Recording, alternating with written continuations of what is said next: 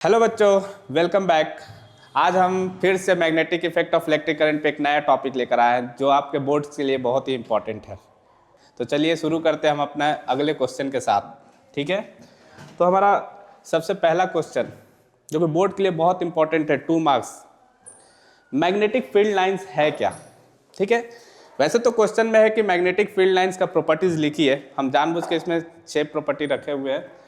6 इसलिए क्योंकि 2 ही प्रॉपर्टी पूछा जाएगा, इसमें से जो आपको इजी लग रहा है वही 2 प्रॉपर्टी को आप याद रखिए। लेकिन मैग्नेटिक फील्ड लाइंस होता क्या है? ये एक इमेजिनरी लाइन है। कैसा है? Imaginary line. ठीक है, जो कहाँ से स्टार्ट होता है? कोई भी अगर एक मैग्नेट ले लेते हैं जिसके अंदर 2 पोल होता है, हमको मालूम है, नॉर्थ पोल और साउथ पोल। ये हमेशा स्टार्ट होता है नॉर्थ से और जाता कहाँ पे है? साउथ में। कहाँ से स्टार्ट होता है? नॉर्थ से और जाता कहाँ? साउथ में। बहुत सारा हो सकता है, लेकिन एक बात याद रखो, जैसे पोल के पास आओगे ना, ये काफी नजदीक हो जाता है। पोल के पास ये हमेशा काफी नजदीक रहता है, लेकिन पोल से दूर जाते ही इसमें जो गैप है ना, तुम्हारा गैप बहुत ही बड़ा होते जाता है। इससे हमको ये पता चलता है कि जैसे जैसे दूरी बढ़ता है एक मैग्नेटिक मटेरियल का, एक मैग्नेट से, वैसे वैसे जो अट्रैक्टिव प्रॉपर्टी है मैग्नेटिक, उस मैग्नेटिक सब्सटेंस का, वो धीरे धीरे डिक्रीज करता है। मतलब इससे हमको यही मालूम चलता है कि ये भी तो एक तरह से ऐसा एक फोर्स है जिसके दूरी बढ़ाने से मेरा फोर्स का अमाउंट घट जाता है और दूरी कम करने से फोर्स का अमाउंट बढ़ जाता है। हम किस तरह का फोर्स का बात कर रहे हैं यहाँ? मैग्नेटिक फोर्स का। तो ये भी इनवर्स स्क्वायर लॉ को फॉलो करता है। तो सबसे पहले देखते हैं हमारा पहला पॉइंट क्या है। Magnetic field lines have the following properties. पहला क्या है? They travel from north to south pole of a magnet. Magnet के बाहरी, अगर देखिए ये वाला बाहर वाला पार्ट है, ठीक है, ये सारा पार्ट बाहर वाला है। यहाँ पे तुम देख रहे हो, आप देख रहे हैं कि ये नॉर्थ से जा रहा है और कहाँ पहुंच रहा है? साउथ पे। लेकिन अगर हम सेम टाइम बात करें मैग्नेट के अंदर में, इनसाइड में, कहाँ पे? इनसाइड, तो ये हमेशा जा रहा है साउथ से किसके तरफ? नॉर्थ के तरफ। तो बच्चों ये पॉइंट याद रखना है कि क्वेश्चन कैसे भी ट्विस्ट कर सकता है सीबीएसई, कि एक मैग्नेट के बाहर में किस तरह से मैग्नेटिक फील्ड लाइन जाता है, कहाँ से जनरेट होता है और कहाँ खत्म होता है, और मैग्नेट के अंदर कैसा होता है। ये बिल्कुल ही अपोजिट होता है। अगर बाहर में नॉर्थ से साउथ जा रहा है तो अंदर में साउथ टू नॉर्थ। ठीक है। दूसरा point, they are continuous close curve. जैसा कि तुम देख रहे हो यहाँ पे हम एक लाइन बना रहे हैं, ये कंटिन्यूअस है, कहीं भी ब्रेक नहीं है, और ये हमेशा क्लोज कर्व ही रहेगा। क्लोज कर्व करने का मतलब कि एक बार नॉर्थ से कोई मैग्नेटिक फील्ड लाइन चल दिया तो बीच में कहीं टर्मिनेट नहीं होगा।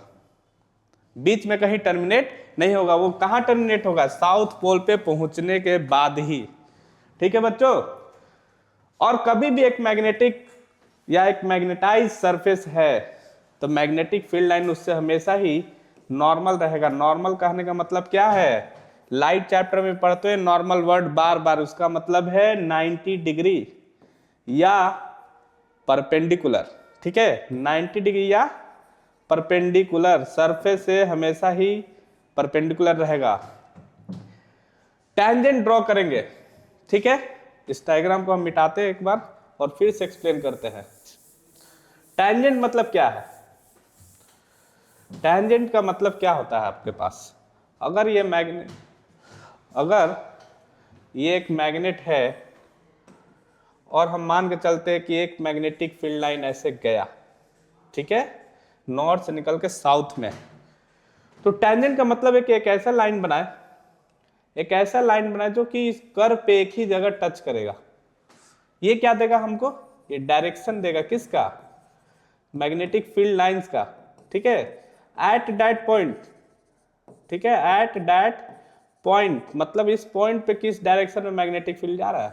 मैग्नेटिक फील्ड लाइंस जा रहा है। ठीक है बच्चों, तो ये याद रखना है कि नॉर्मल भी रहेगा। टैंजेंट जो है मैग्नेटिक फील्ड लाइन का represent direction of magnetic field. ठीक है, two magnetic field lines do not intersect each other. इस पे भी बात करते हैं, ऐसा क्यों होता है, या जिस लाइन को हम नहीं देख सकते उसको पहले ही फिलोसफर लोग कैसे बता दिया कि 2 मैग्नेटिक फील्ड लाइंस नहीं ज्वाइन, कभी भी इंटरसेक्ट नहीं कर सकता है। मान लो अगर हम एक मैग्नेटिक फील्ड लाइंस और बनाते तो कभी भी ऐसे कट नहीं करेगा, कभी भी कट नहीं करेगा। यहाँ पे कट नहीं हो रहा है। ठीक है, दे डू नॉट इंटरसेक्ट, एक मैग्नेटिक फील्ड लाइन दूसरे मैग्नेटिक फील्ड लाइंस को कभी भी कट नहीं करेगा। ऐसा क्यों बोला? क्योंकि अगर हम यहाँ पे एक मैग्नेटिक कंपास को रखते हैं, ठीक है, तो इसी पॉइंट पे एक बार नॉर्थ, सपोज करो कि नॉर्थ डायरेक्शन हमें यहां दिखाया, और फिर दोबारा हम इस मैग्नेटिक कंपास को यहाँ पे रखेंगे, तो हो सकता है कि नॉर्थ मेरा दूसरे डायरेक्शन की तरफ दिखाने लगे। और प्रैक्टिकली देखें तो कभी भी ऐसा पॉसिबल नहीं है कि एक मैग्नेट के कहीं किनारे पे, कहीं दूरी पे भी अगर कोई कंपास को रखते हैं तो एक बार उसी डायरेक्शन में नॉर्थ या साउथ डायरेक्शन दिखाए और दूसरे ही सेकंड में वो उसका डायरेक्शन चेंज हो जाए। ये कभी हुआ ही नहीं है, और इसलिए हम लोग मान लिए कि कभी मैग्नेटिक फील्ड लाइंस एक दूसरे को इंटरसेक्ट या कट नहीं कर सकता है। ठीक है बच्चों, तो बढ़ते हैं हम अपने नेक्स्ट क्वेश्चन की तरफ, जो कि यही है, क्योंकि ये टॉपिक जो है डू नॉट इंटरसेक्ट बहुत इंपॉर्टेंट है। हमेशा 2 मार्क्स में ये अल्टरनेट ईयर में पूछा ही गया है, एक साल के बाद दूसरे साल में ये पक्का है कि ये क्वेश्चन आता है कि why two magnetic field lines do not intersect each other. अगर इंटरसेक्ट ईच अदर करेगा तो क्या होगा? तो आप देख सकते हैं कि एक बार इधर डायरेक्शन है और दूसरे बार तो सेम डायरेक्शन, एक ही जगह नॉर्थ भी और एक ही जगह साउथ भी हर टाइम में नहीं हो सकता है। हमको पता है कि नॉर्थ साउथ ऑलवेज अपोजिट रहेगा, तो एक बार अगर मान लो नॉर्थ इधर दिखा रहा है और उसी समय इधर साउथ भी शो करे, यह पॉसिबल नहीं है। इसीलिए हम लोग बोलते हैं कि मैग्नेटिक फील्ड लाइंस एक दूसरे को कट नहीं कर सकता। We know that tangent drawn at any point of the magnetic field line force represent the direction of the magnetic field that point in case two magnetic field lines intersect each other as shown in the figure। ठीक है, magnetic field at this point will have 2 direction, मतलब कि उसी point से हमको south भी मिल रहा है और उसी पॉइंट पे हमको नॉर्थ भी देखने को मिलेगा अगर हम वहाँ एक मैग्नेटिक कंपास को रखते हैं, जो कि पॉसिबल नहीं है। ठीक है, आई होप ये आपको समझ में आ रहा होगा कि इंटरसेक्ट करने से एक ही पॉइंट पे नॉर्थ और साउथ दोनों शो करने लगेगा, जो कि लिटरली पॉसिबल नहीं है। ठीक है, तो बढ़ते हैं हम अपने नेक्स्ट क्वेश्चन की तरफ, जो कि क्वेश्चन नंबर है 3। Consider a circular loop of wire like. तो मेरा पहला क्वेश्चन, अगर सर्कुलर लूप है तो कौन सा हम लोग रूल को लगाएंगे जिससे कि हम उस पॉइंट पे मैग्नेटिक फील्ड का डायरेक्शन पता कर ले।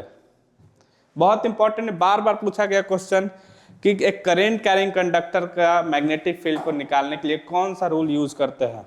जी आप सही गेस कर रहे हैं, वो है आपका Maxwell right hand thumb rule. क्या है? Right hand thumb rule. दूसरा भी एक रूल है जिसको हम लोग क्या बोलते हैं? Screw rule. ठीक है, जैसे स्क्रू को कसते हैं खोलते हैं उस हिसाब से भी, और इसको हम लोग बोलते हैं राइट हैंड थंब रूल, या इसका पूरा नाम है Maxwell right hand thumb rule. ठीक है, तो देखो कंसिडर ए सर्कुलर लूप, हमारे पास सर्कुलर लूप है, ये रहा। यहाँ पे अगर हम बात करें तो हमको थंब रूल लगाना है। देखो अगर हम राइट हैंड का थंब को लगाते हैं in the direction of current, देखो मेरा हाथ किधर मुड़ रहा है, किधर मुड़ रहा है? अगर ये घड़ी रहता तो किधर जा रहा है घड़ी? Anti clockwise. ठीक है, ऐसे ना घूम रहा है, तो एंटी क्लॉकवाइज जब भी बनेगा तो किस तरह का पोल ये बनाएगा? नॉर्थ पोल बनाता है, याद रखना, ये भी एक इंपॉर्टेंट क्वेश्चन है।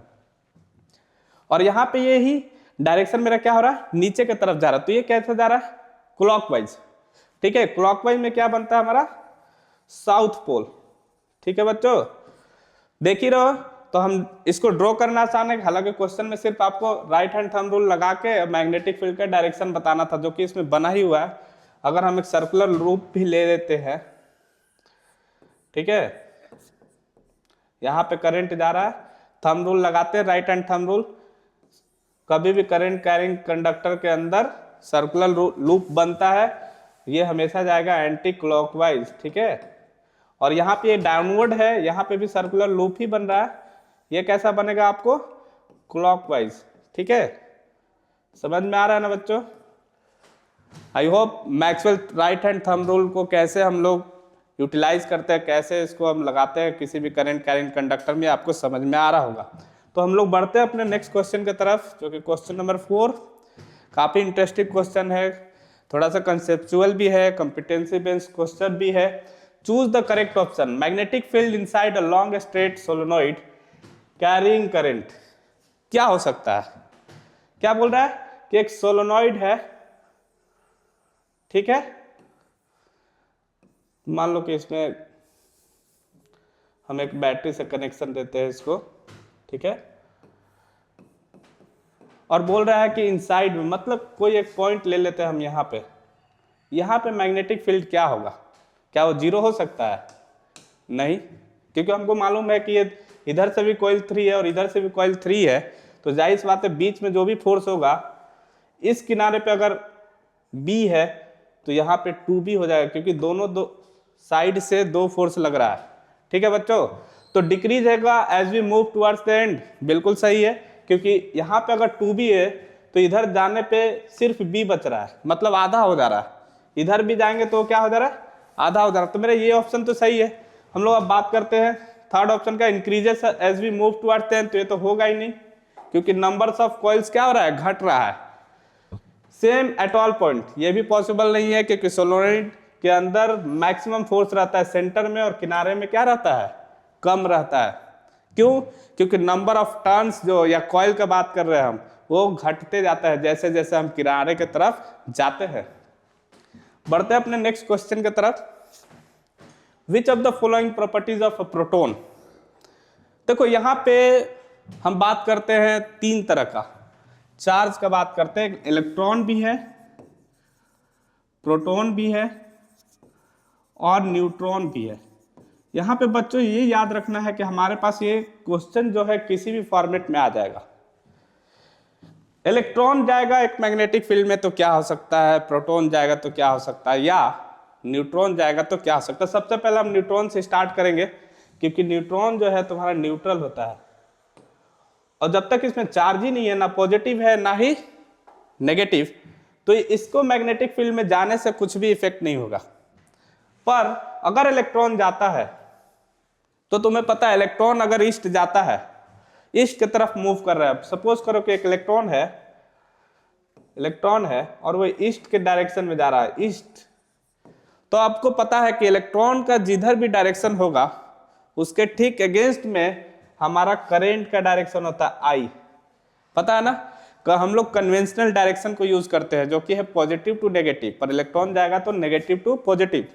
अभी हमारे पास क्वेश्चन है कि अगर प्रोटॉन मूव कर रहा है, मतलब प्रोटॉन अगर ईस्ट की तरफ जाता, ठीक है, अगर प्रोटॉन ईस्ट की तरफ जा रहा है, इसका मतलब कि करंट का डायरेक्शन भी मेरा क्या है? ईस्ट की तरफ है। पर इलेक्ट्रॉन अगर ईस्ट के डायरेक्शन में जा रहा है या वेस्ट जा रहा है, तो उसका ठीक अपोजिट डायरेक्शन में इलेक्ट्रिक करंट का डायरेक्शन होगा। ठीक है बच्चों, तो ये तो पता है कि चार्ज पार्टिकल मैग्नेटिक फील्ड के अंदर मूव करेगा तो उस पर फोर्स तो लगना ही है, चाहे वो पॉजिटिव चार्ज हो या नेगेटिव। तो अगर फोर्स लग रहा है तो जाहिर से बात है कि वो अट्रैक्ट होगा या रिपेल करेगा। ठीक है, तो अब यहाँ पे मेरे पास क्वेश्चन है कि एक प्रोटॉन मूव कर रहा है कि चेंज कर रहा है, can change while it moves freely in a magnetic field, there may be more than one correct answer. ठीक है, तो जब भी प्रोटॉन या इलेक्ट्रॉन मूव करेगा तो उसका स्पीड नहीं बदलेगा, ठीक है, स्पीड कांस्टेंट रहेगा, लेकिन उसका डायरेक्शन जो क्या होगा? चेंज होगा, डायरेक्शन विल चेंज। ठीक है, डायरेक्शन क्या होगा? चेंज होगा, पर स्पीड नहीं चेंज होगा। मान लो वो 30 के स्पीड से मैग्नेटिक फील्ड के अंदर जा रहा है 30 मीटर पर सेकंड की स्पीड से, तो वो 30 मीटर पर सेकंड की स्पीड से जाएगा, लेकिन वो जिगजैग फॉर्म में जा सकता है, वो ऐसे जा सकता है, वो ऐसे जा सकता है, कैसे भी जाए उसका डायरेक्शन चेंज होगा पर स्पीड सेम रहेगा। पर हमको मालूम है कि वेलोसिटी जो है दो तरह से डिफाइन होता है, इसमें स्पीड भी है और डायरेक्शन भी है। स्पीड तो कांस्टेंट है, पर डायरेक्शन चेंज होने की वजह से प्रोटॉन का वेलोसिटी बदलेगा, और हमको पता है अगर वेलोसिटी बदलेगा तो मोमेंटम भी तुम्हारा बदलेगा, क्योंकि मोमेंटम क्या होता है? P equals to mv, m क्या है यहाँ पे? Mass into velocity. ठीक है, तो अगर वेलोसिटी चेंज हो रहा है due to change in direction of course, तो मोमेंटम भी आपका बदल जाएगा। इसलिए इसका आंसर यहाँ पे लिखा है कि there may be more than one correct option, इसलिए हमारा ऑप्शन क्या होगा? C and D. ठीक है बच्चों, चलते हैं अपने नेक्स्ट क्वेश्चन की तरफ। एक positively charge particle projected towards waste, ठीक है, किधर जा रहा है? वेस्ट की तरफ जा रहा है। ये डिफ्लेक्टेड टुवर्ड्स नॉर्थ, मतलब जा तो इधर रहा है लेकिन वो मूव कर रहा है किधर? ऊपर की तरफ।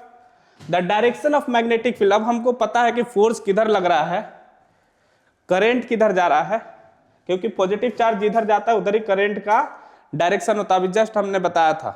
अब हमको पता है कि करंट जा रहा है इधर वेस्ट के तरफ और वो ऊपर की तरफ जा रहा है, मतलब कि अगर हम फ्लेमिंग लेफ्ट हैंड रूल को यूज करते हैं तो हमको पता है कि मेरा जो मिडिल फिंगर है वो करंट का डायरेक्शन है, हमारा जो फोर फिंगर है वो मैग्नेटिक फील्ड है, और थंब जो है क्या शो करता है, डायरेक्शन ऑफ फोर्स। हमें मालूम है कि फोर्स ऊपर की तरफ है और करंट इधर है, ठीक है।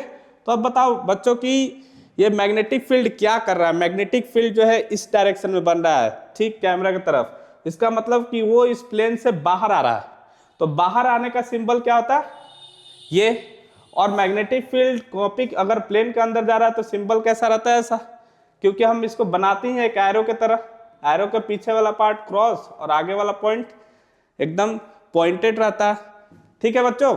तो याद रखना है कि यहाँ पे कौन सा हम लॉ लगाएंगे, यहाँ पे लगेगा फ्लेमिंग लेफ्ट हैंड रूल। क्या लगेगा, लेफ्ट हैंड रूल। क्यों लगेगा फ्लेमिंग लेफ्ट हैंड रूल, क्योंकि यहाँ पे हमारे पास फोर्स है और दूसरा क्या है, करंट है। अगर हमको करंट निकालना रहता तब हम फ्लेमिंग राइट हैंड रूल को यूज करते, पर अगर हम फोर्स और करंट दिया हुआ है, मैग्नेटिक फील्ड निकालना है, इसका मतलब कि यहाँ पे हमको यूज करना है फ्लेमिंग लेफ्ट हैंड रूल को, ठीक है। चलते हैं नेक्स्ट क्वेश्चन की तरफ। फ्लेमिंग लेफ्ट हैंड रूल क्या है, इंपॉर्टेंट है, कल भी कराए थे। अपने हर एक वीडियो में फ्लेमिंग लेफ्ट हैंड रूल को लाएंगे क्योंकि इससे क्वेश्चन आना ही आना है।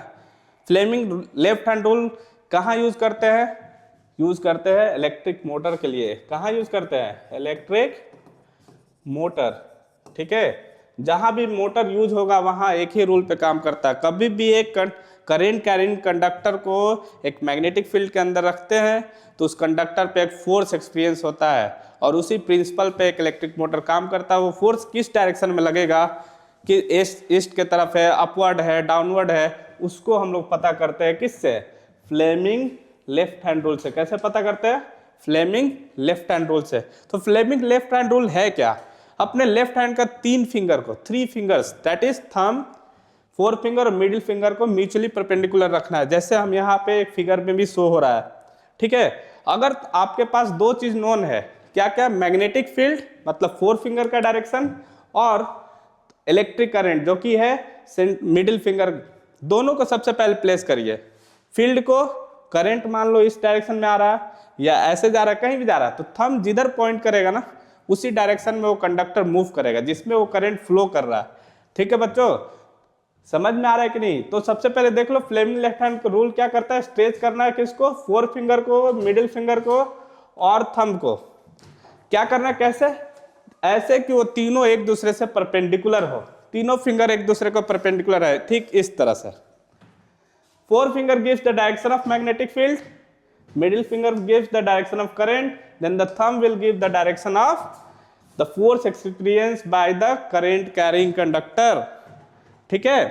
तो थंब को ये बारे में आपको सोचना ही नहीं है, आप थंब को पहले फोल्ड कर लो, सिर्फ ध्यान रखो ये दोनों फिंगर जो कि 90 डिग्री पे है, मैग्नेट का जिधर है नॉर्थ, ये एंड को नॉर्थ रखो, इसको साउथ रखो, ये करंट का डायरेक्शन जिधर जा रहा है इस डायरेक्शन आ रहा है, ऐसे ऊपर जा रहा है तो ऊपर, थंब जिधर अनफोल्ड करोगे उसी डायरेक्शन में कंडक्टर जो है आपका मूव करेगा, ठीक है। तो बढ़ते हैं हम अपने नेक्स्ट क्वेश्चन की तरफ, क्वेश्चन नंबर 8। याद करो क्वेश्चन, पहला क्वेश्चन जिसमें हम मैग्नेटिक फील्ड लाइंस के बारे में बता रहे थे कि जैसे जैसे मैग्नेटिक फील्ड लाइंस मैग्नेट से दूर होता है वैसे वैसे दो फील्ड लाइंस के बीच का दूरी भी बढ़ता है। उस समय हम एक बात बताए थे कि दूरी बढ़ने से मैग्नेटिक फोर्स जो है वो घटता है। ये क्वेश्चन भी कुछ ऐसा ही है। हमारे पास दो पॉइंट है P और Q, एक का डिस्टेंस R1 है और एक का डिस्टेंस, और साफ साफ पता चल रहा है कि R1 जो है ग्रेटर है R2 से। अब यहाँ क्वेश्चन क्या है, ए भी एक करंट कैरिंग कंडक्टर है, तो जाहिर सी बात है अपवर्ड जा रहा है। हम यहाँ पे फ्लेमिंग, यहाँ पे मैक्सवेल थंब रूल को यूज करके पता कर लेंगे करंट किधर जा रहा है, देखो एंटी क्लॉकवाइज जाएगा, ठीक है मैग्नेटिक। अब देख रहे पेपर है shown in the figure, what are the direction of magnetic field produce, तो इधर देखो किधर जा रहा है, इधर से तुम देखोगे तो एंटी क्लॉकवाइज बन रहा है, ठीक है। और given R1 is greater than where will be the strength of magnetic field larger. अभी हम जस्ट बताए कि जिसका दूरी कम उसका फोर्स ज्यादा। कौन सा डिस्टेंस कम है? r2। तो इसका मतलब Q पॉइंट जो है नजदीक है, दैट इज Q पॉइंट पे जो फोर्स लगेगा वो भी क्या होगा? ज्यादा होगा, इनवर्सली प्रोपोर्शनल होता है। ठीक है, समझ में आ रहा है कि नहीं आपको? यहाँ पे मैग्नेटिक फील्ड बाहर आ रहा है और यहाँ पे मैग्नेटिक फील्ड अंदर जा रहा है, ये भी याद रखना आपको। अगर ये करंट कैरिंग कंडक्टर थी, बाहर जा रहा है, प्लेन से बाहर आ रहा है, और इधर में प्लेन के अंदर जा रहा है। ठीक है, बढ़ते हैं अपने नेक्स्ट क्वेश्चन की तरफ। When is the force experienced by a current carrying conductor placed in a magnetic field largest? तो बच्चों याद रखो, फ्लेमिंग लेफ्ट हैंड रूल में एक एंगल को हम ज्यादा फोकस किए हैं कि हर एक फिंगर क्या रहे, एक दूसरे के परपेंडिकुलर रहे। क्यों ऐसा कर रहे हैं हम परपेंडिकुलर नहीं रखते तो क्या होता? फिर भी तो फोर्स लगता ही, लेकिन जो मैक्सिमम हमको फोर्स चाहिए था वो 90 डिग्री पे ही आ सकता है, एक दूसरे के परपेंडिकुलर। तो आंसर तो आपको छुपा हुआ है फ्लेमिंग लेफ्ट हैंड रूल में ही, कि जो हमको चाहिए मैक्सिमम फोर्स, ठीक है, कैसा चाहिए मैक्सिमम फोर्स, तो मैग्नेटिक फील्ड के साथ वो किस तरह का एंगल बनाना चाहिए हमें? 90 degree. The force experienced by current carrying conductor placed in magnetic field is the largest when direction of current is right angle, ठीक है, to the direction of magnetic field. ठीक है, और ऐसे भी हम लोग जानते हैं कि फोर्स जो है, जो हायर क्लास में पढ़ोगे आप लोग, ये होता है क्यू बी क्रॉस प्रोडक्ट है, ऐसे भी याद रख सकते हो q B B sine theta. Sine theta का वैल्यू ज्यादा कब होता है? जब साइन 90 डिग्री हो। लेकिन हम ये 11th क्लास के टॉपिक में नहीं जाना चाहते, 12th में हम बस सिंपल बताना चाहते हैं जो हम लोग पढ़े हुए। फ्लेमिंग लेफ्ट हैंड रूल क्या कहता है? सारा फिंगर को परपेंडिकुलर रखना है। उसके पीछे लॉजिक क्या है कि 90 डिग्री एंगल पे मैक्सिमम फोर्स रहेगा। ठीक है बच्चों, तो अब हम बढ़ते हैं अपने नेक्स्ट क्वेश्चन की तरफ। A coil of insulated copper wire is connected to galvanometer. मान लो ये है हमारा कॉइल, ठीक है, और इसको हम कनेक्ट किए किससे? गैल्वेनोमीटर से। आपको पता है गैल्वेनोमीटर का बीच का रीडिंग 0 होता है, इधर आएगा तो नेगेटिव और इधर आएगा तो पॉजिटिव। ठीक है, अब मेरे पास क्या बोल रहा है कि कॉइल है, क्या होगा अगर एक बार मैग्नेट को, यहाँ पे है हमारे पास एक बार मैग्नेट नॉर्थ और साउथ, अगर कॉइल के तरफ आएंगे तो क्या होगा? इस बार मैग्नेट को कॉइल के तरफ लाते तो क्या होगा? इस सबसे पहले तो याद रखो, अगर दोनों रुका हुआ है कोई डिफ्लेक्शन नहीं है, लेकिन अगर हम मूव कराएंगे इधर तो इसमें डिफ्लेक्शन होगा।